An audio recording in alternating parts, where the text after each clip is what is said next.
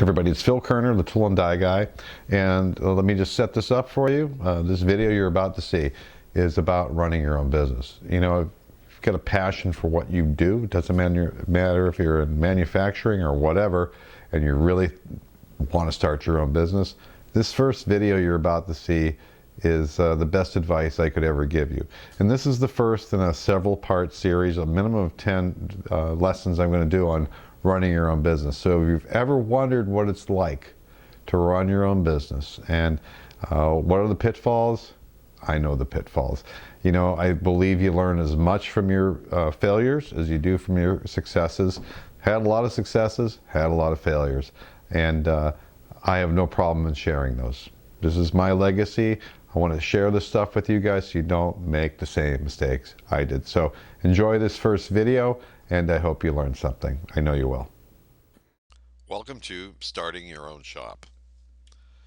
This is part one of a 10-part series, and I'm calling this first one the most important piece of equipment to buy first. And I would tell you that this video, instructional video, would work for almost anybody starting a business. Maybe not in retail, but any other business you're going to start. This is probably the best advice I could ever give anyone. So a little bit about me. My name is Phil Kerner. I was trained as a journeyman tool and die maker here in Erie, Pennsylvania. I also trained as a mold maker, mold designer. I've owned my own shops. I've been a foreman, specialized in fixture building and design these days, CNC programming, and building prototypes and specialty parts. A lot of you guys might know me from my YouTube channel, Tool and Die Guy, and I appreciate you guys hanging out with me on YouTube. And a lot of you might know me from my website, thetoolanddieguy.com. And if you're a member and you're watching this, you guys are saints. I love you guys. And the emails I get, got a really bright group of people that are members. Love it. So this is a brochure. Let's talk about owning your own shop and a little history here. This is the cover of a brochure from about 1958. This is my Uncle Eddie's shop up in a place in Erie, Pennsylvania called Gospel Hill.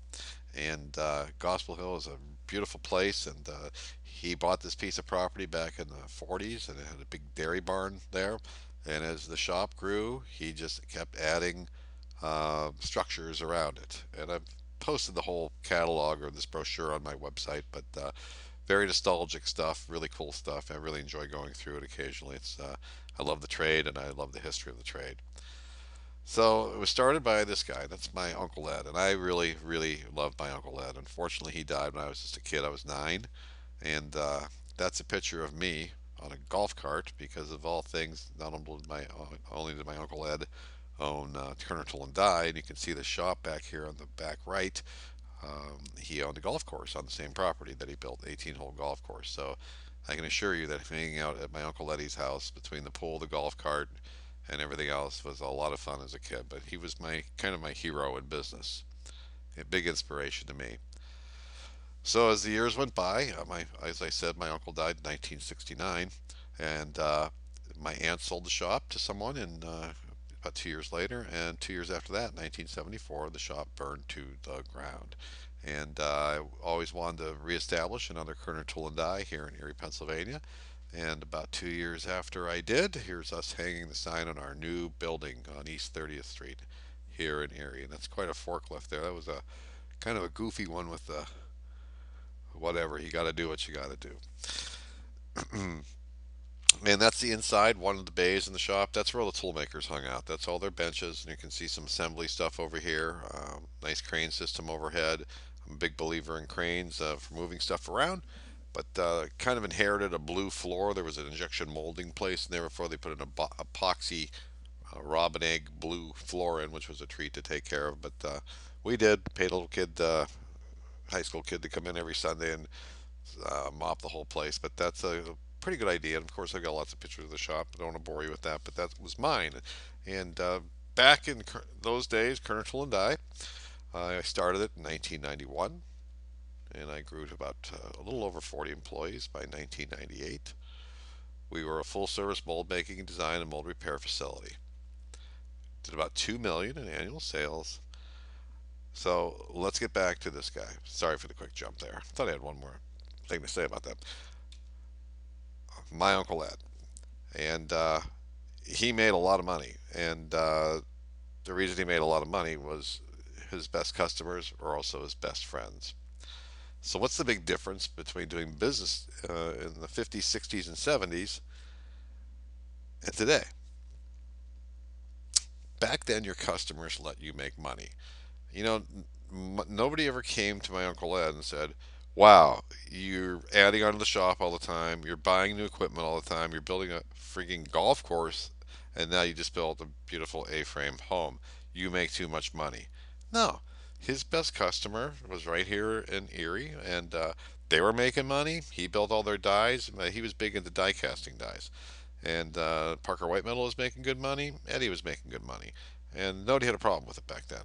Everybody, it was a live and let live uh, way of doing business. We now are in this new global economy. And I don't care who you are. I mean, look at Best Buy. They struggle now with Amazon. People go to Best Buy, look at the product, and they go to Amazon and buy it. So the world's a much tougher place to do business in. Now, what I want to say about that is most contracts now are given out by purchasing agents. When I owned my shop, one of my best customers was a toy company called Little Tykes. And Little Tykes placed their molds, injection molds, out to us tool makers. They had about 10 of us that they loved, and based on a few things, not only price, but who could handle the job better. You know, certain guys had specialties. They might be better at EDM or bigger molds. Or my specialty was big duplicating projects because I had a lot of hydrotels and duplicating equipment. And they would factor that in. And they'd say, well, you know, Joe's place is $2,000 less, but this is Phil should do this job. And you know, half the time they wouldn't even beat me on the price, or they might ask me to do it for $2,000 less. Okay, that all changed back in the late '90s. And what happened was, Little Tykes was owned by Rubbermaid. Newell Company Corporation bought Rubbermaid. So now you got four guys in an office in Chicago, and all they are is price conscious. And basically, what they did was when I used to deal with my engineers at Little Tykes who placed all my work, they would send those guys down. We'd look over the prints, we'd get approvals, we'd do the bidding process, and we'd come up with a fair price, and everybody was happy. Well, all of a sudden, I've got these, I want to call them 12-year-olds or 25-year-old kids with business degrees sitting in front of me saying, you know, you got to do that for half price.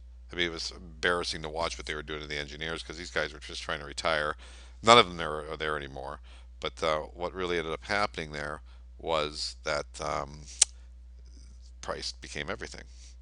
Price is everything, quality and delivery are secondary. And that is true to this day. And I see it where I work. These big corporations, they don't care how crappy the job is sometimes or how late you are.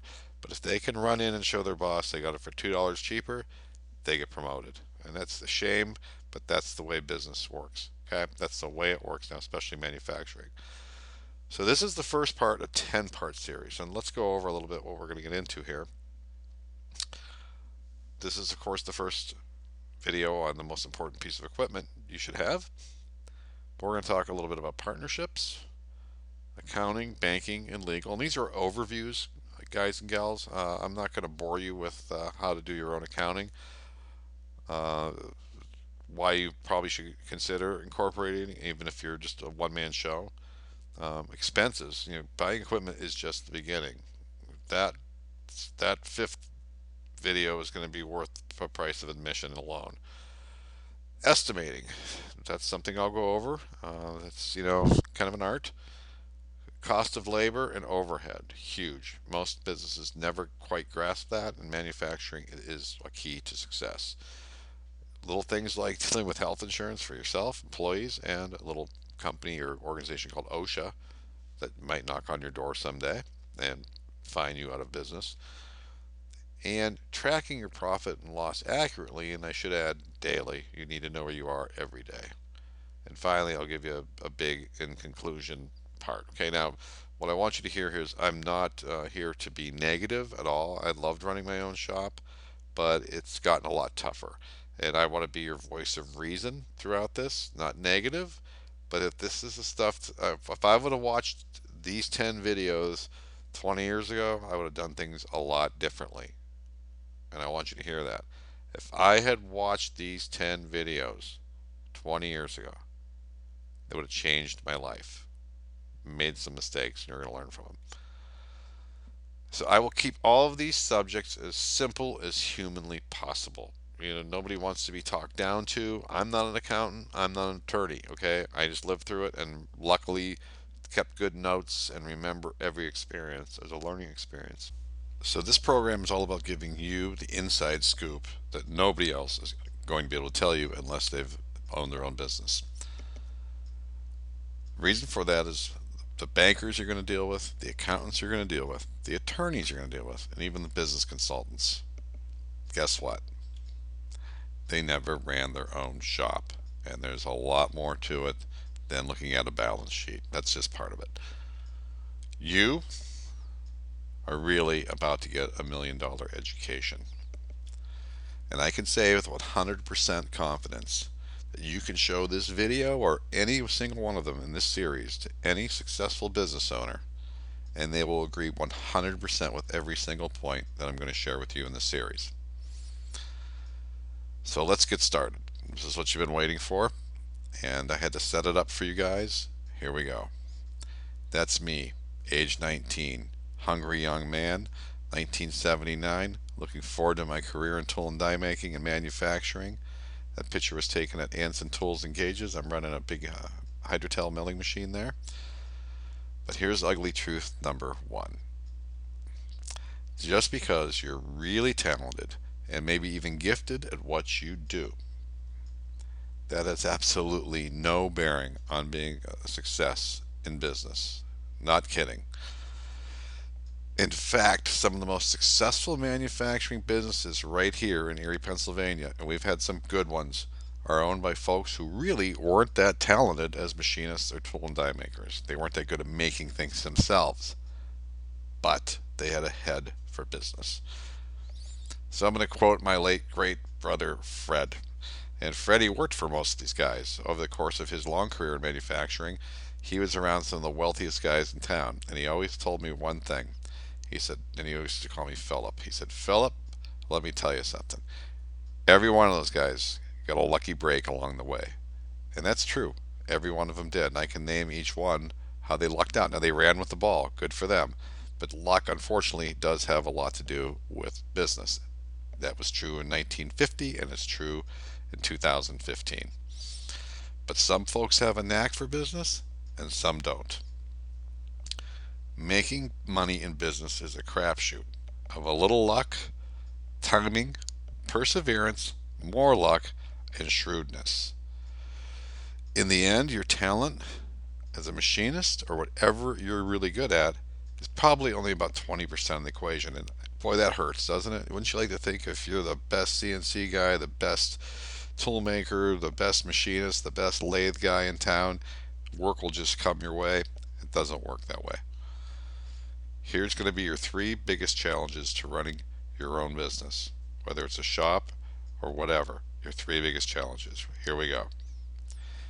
Getting contracts or customers, making a profit on those contracts or customers or products, and finally getting paid. And I think a lot of people assume if you do the work, you're going to get paid for it.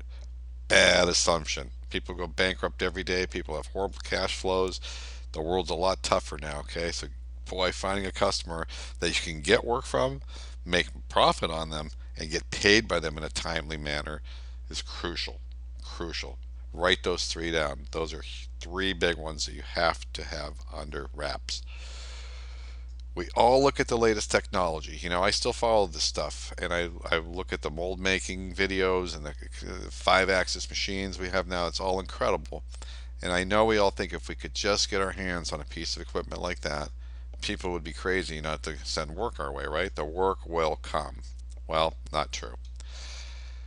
I'm going to tell you this. If I could start all over, here's the one single thing that I'd buy first. And I hope you're ready for this. And I want you to bear with me here. Think about this. What would it be? Here you go. What I call a Rolodex.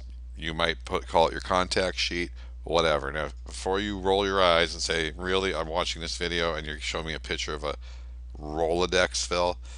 I'm going to tell you something. Without the right contacts in any business, I see it every day. My wife runs a business organization every day. These people just put up a building or rent a building, buy a franchise, and they just assume people are going to come. You need to take 2 years of filling your Rolodex up with contacts. 2 years. Most blue collar guys, like myself, aren't the best at building relationships through networking. Okay? Hanging out at the chamber, whatever. But before going into any business without a full list of contacts and business relationships beforehand is complete suicide. Suicide. One customer. Not going to work. I don't care how good that customer is. Things change every day. Businesses, no matter how big and successful they are, they go to business. Your favorite guy at that place, at places to work, gets fired.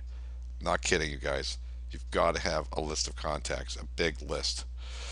Join the chamber, join your local manufacturer association, but you got to meet people. Fill that Rolodex up. Make those contacts. You have to do it. It doesn't matter how good you are at what you do. I've got to get that through to you. It doesn't matter how good you are at what you do. $1 million machines might make you some money, but $1 million relationships always will. So there is not one single person who is dreaming of starting their own business tonight who can't take this advice to the bank. Not kidding. Show this video to any successful business person you know in your hometown, and they will tell you I'm 100% correct. It's all about building relationships, guys and gals. Not kidding. Your best work, your most profitable work, and the people who will pay you are the people who trust you, know you, and want to do business with you. And that's built by relationships. So there's so much more to come in the series. The advice I'm going to share is worth thousands of dollars in fees from folks who seriously have no idea of what it takes to run a manufacturing plant. And that means folks who are going to chip in. Your family's going to have a lot of advice, but that's free. But your lawyers, your accountants, everybody's got advice. But the stuff I'm going to show you is from experience, and you can't beat experience, good or bad. I've had good, I've had bad. I don't have a problem sharing either one with you. So to continue the rest of this 10-part series, and I should say at least 10-part, who knows where this will end up. There's going to probably be a lot of questions, a lot of feedback. Looking forward to it. And if I have to do 20 videos, that'll be included. 20 lessons, 30, I don't care. So, but guaranteed 10 for now. So just visit thetoolandieguy.com, click on Start Your Own Shop. My name is Phil Kerner. I'm the Tool and Die Guy, and hope to see you on the next video.